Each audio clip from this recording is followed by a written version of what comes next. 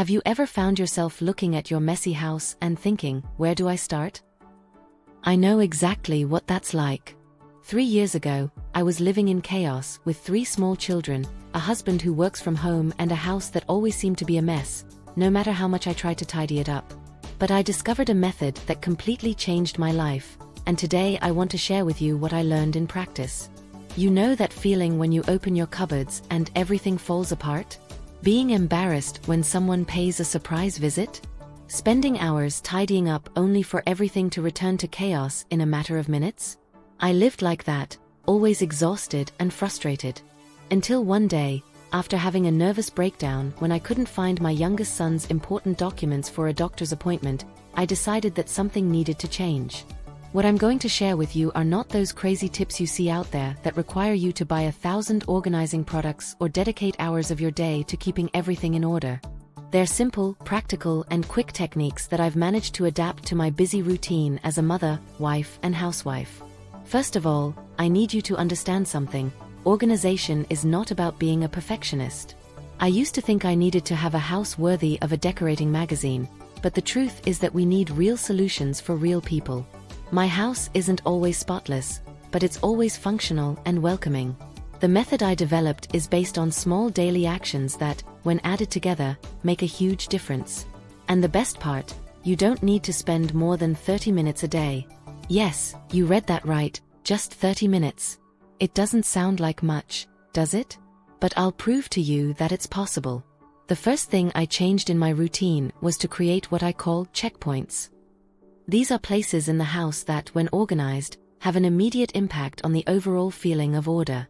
In my house, I identified 5 main points: the kitchen worktop, the entry table, the bathroom counter, the children's play area, and the bedside table. I remember the day I implemented this technique for the first time. It was a chaotic Monday, the children were especially restless, and I had an endless list of tasks. Nevertheless, I decided to get started. I chose the kitchen worktop as my first checkpoint, and in just 10 minutes, I achieved a transformation that left me speechless. The secret is consistency and understanding that small daily victories are better than big monthly reorganizations that don't stick. When I started applying this method, I realized that I was creating not only a more organized home, but also new habits that the whole family began to adopt naturally. And don't think it was easy at first. I had to deal with resistance from my husband, who thought I was overdoing it with so much organization, and with the children, who seemed to have a special gift for scattering toys all over the house in record time. But the results began to show so quickly that even the most skeptical members of the family were converted. Now I'll tell you exactly how my daily routine works. It all starts in the early hours of the morning, even before the children wake up. I've learned that waking up 30 minutes earlier makes all the difference, and I used to enjoy every minute of sleep. The first thing I do is what I call a morning sweep. In 5 minutes, I go through every room in the house with a basket. In it, I put everything that's out of place. I don't stop to organize anything at this point, I just collect it. It's amazing how this simple habit has completely changed the look of my house in the first few hours of the day. I remember when I started this practice. My neighbor, who always had a spotless house, asked me what my secret was when she visited me for breakfast. She was surprised to learn that it only took 5 minutes. Today, she has also adopted this technique and always thanks me for the tip. The next 10 minutes are dedicated to cooking. I've learned that this is the heart of the house, and when it's organized, everything else flows better. I clean the sink, organize the worktop, and put away the dishes in the drainer.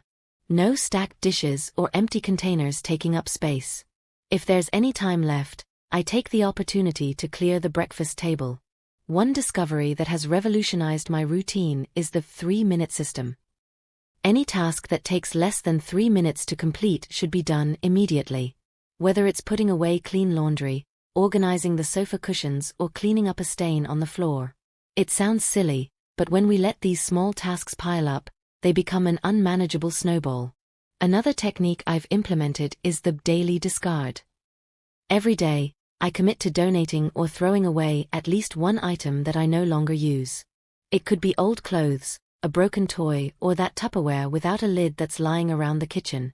In 1 year, there were more than 365 fewer items to organize and clean. With 3 children at home, toys have always been my biggest challenge. Until I came up with the rotation system, I divided the toys into 3 boxes and each week only one is available. Not only have the children come to appreciate their toys more, but it's also much easier to keep everything organized. And the best thing, every week it's like they get new toys. One of the biggest changes I made was to create activity zones at home. Each space has its own specific function and everything related to that activity is kept there.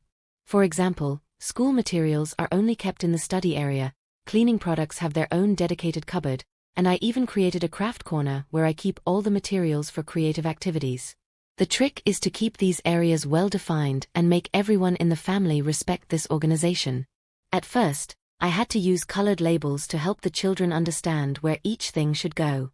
Today, it has become a natural habit for them. One of my greatest allies on this journey has been the one in, one out rule. Whenever we buy something new, be it clothes, kitchen utensils or toys, something old has to go. This not only keeps the quantity of items under control, but also makes us think twice before each new acquisition.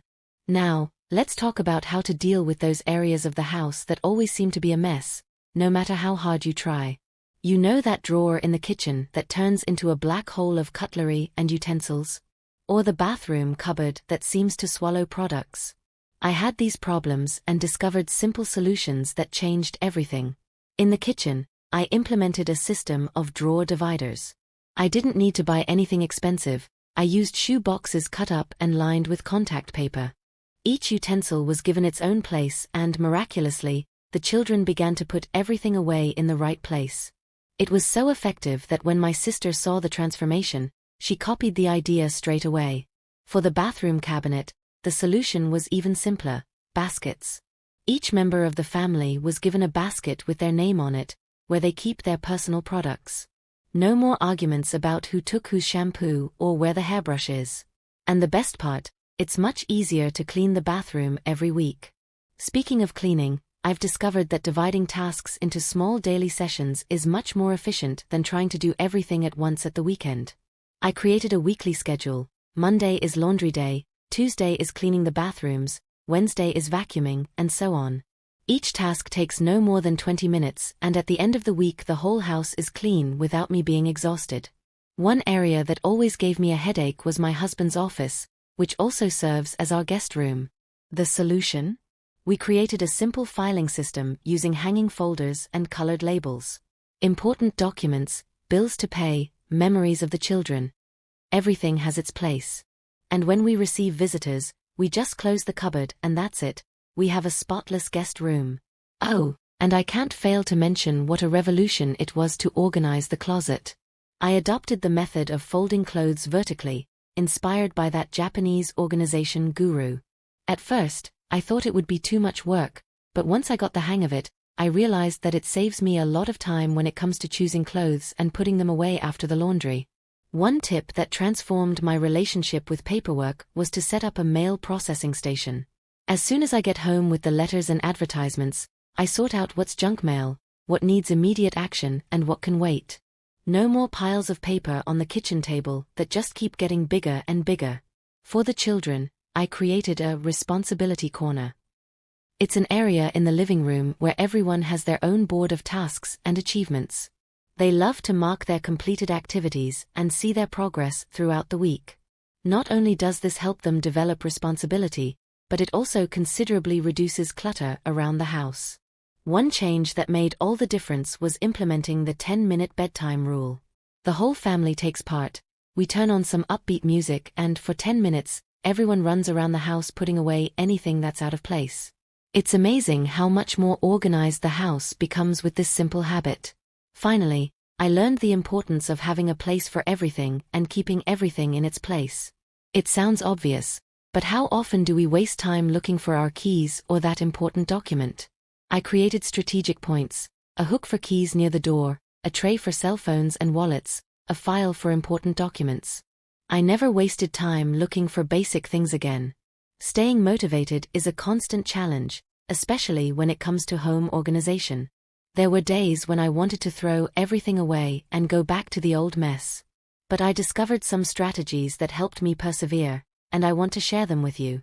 First, I learned to celebrate the small victories. Every drawer organized, every cupboard tidied up is cause for celebration. In the beginning, I took before and after photos and shared them with my friends.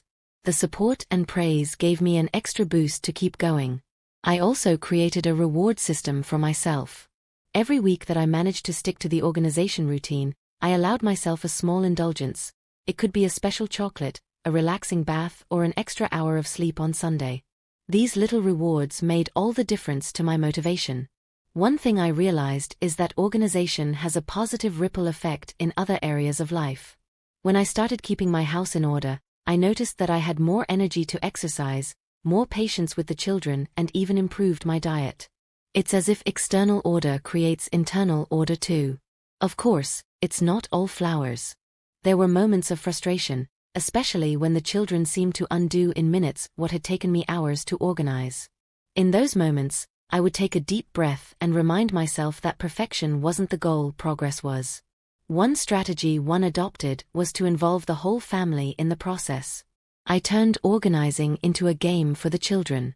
We created challenges such as who puts away the most toys in 5 minutes or organization treasure hunt, where they had to find items out of place and put them away correctly.